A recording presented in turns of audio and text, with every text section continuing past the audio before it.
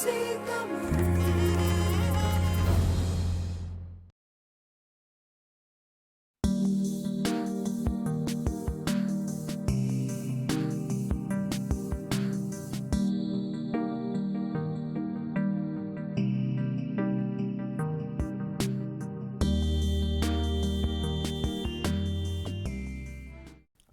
தமிழ் நேயர்கள் அனைவருக்கும் என் அன்பு வணக்கம். பௌத்த மதம் தமிழகத்தில் காலூன்றிய தொன்மையான மதங்களில் ஒன்று என்று சொல்ல வேண்டும்.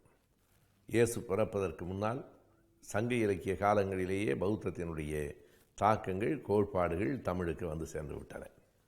இன்னொரு பெரிய சிறப்பு தமிழ் இலக்கிய வரிசையில் பௌத்தத்திற்கு உண்டு. சங்க இலக்கியம் எதனை நீங்கள் தொட்டாலும் எந்த ஒரு குறிப்பிட்ட மதத்தின் சாயலையும் பார்க்க முடியாது.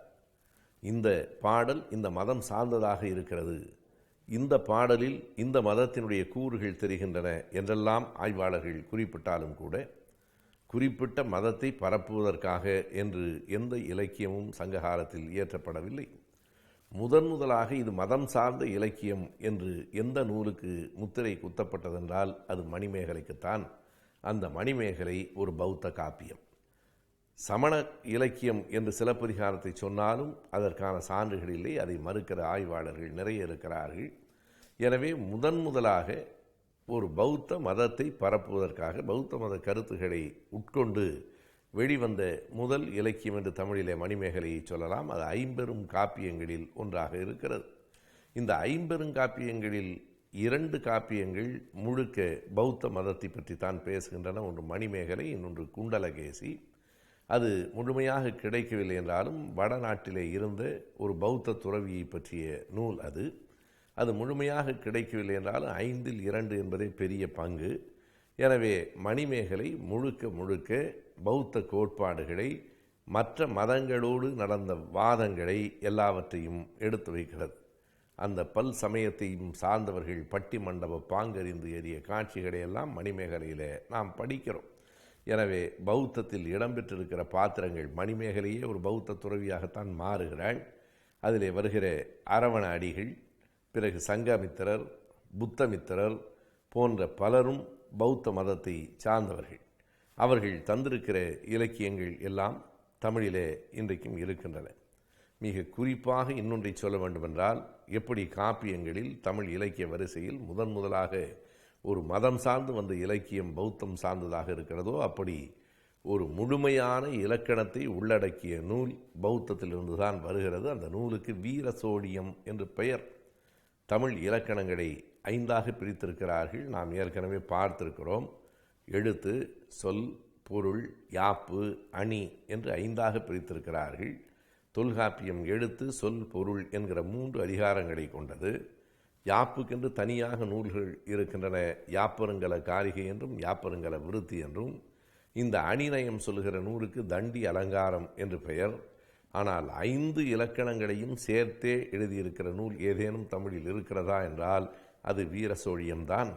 11ஆம் நூற்றாண்டில் வெளிவந்த அந்த நூல் 2ஆம் அல்லது 3ஆம் ராஜேந்திரனுடைய காலத்திலே வந்த காரணத்தினாலே அந்த மன்னனினுடைய பெயரையே, சோழன் பெயரையே வைத்து வீர சோழன் என்கிற அவனுடைய பெயரிலேயே அந்த நூல் வீர சோழியம் என்று வெளியாயிற்று. அதிலே தான் 5 பகுதிகளும் இருக்கின்றன. இந்த 5 இலக்கணங்களும் சொல்லப்பட்டிருக்கின்றன. இப்படி பல்வேறு விதமான செய்திகள். அதுபோலவே 5 சிறு காப்பியங்களிலும் கூட பௌத்தர்களுக்கு ஓர் இடம் உண்டு. ஏறத்தாழ கிமுவிலே தொடங்கி கிபி 11ஆம் நூற்றாண்டு வரையில் பரவலாக பௌத்த இலக்கியங்கள் நமக்கு கிடைக்கின்றன. மிக குறிப்பாக கிமு 1 கிபி 2-3 வரையில் பௌத்த மதத்தினுடைய வலிமையான தாக்கம் தமிழ்நாடு முழுவதிலும் இருந்திருக்கிறது. அதை நாம் தொடர்ந்து அந்த பாடல்களில், அந்த இலக்கியங்களில் பார்க்கிறோம். பிறகுதான் பக்தி இயக்கங்கள் சைவமும் வைணவமும் வளர்ந்ததற்கு பிறகு பௌத்தத்தினுடைய தாக்கம் குறைந்திருக்கிறது. அதுவரையில் பௌத்தம் மிக வலிமையாக தமிழகத்தில் காலூன்றி இருக்கிறது. புத்தன் சிலையில்லாத ஊரை தமிழ்நாட்டில் பார்க்கவே முடியாது, இந்தியாவில் பார்க்கவே முடியாது என்பதுதான் உண்மை. இன்றைக்கு பல இந்து கோயில்கள் பல பௌத்த பள்ளிகளாக இருந்தவைதான் அவைகள் மாற்றப்பட்டிருக்கின்றன.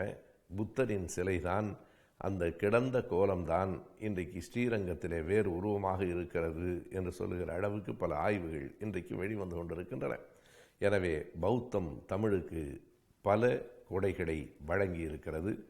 இந்த மதங்கள் தமிழ் என்கிற வரிசையிலே பௌத்தத்திற்கான இடம் முதன்மையானது, மறுக்க இயலாதது.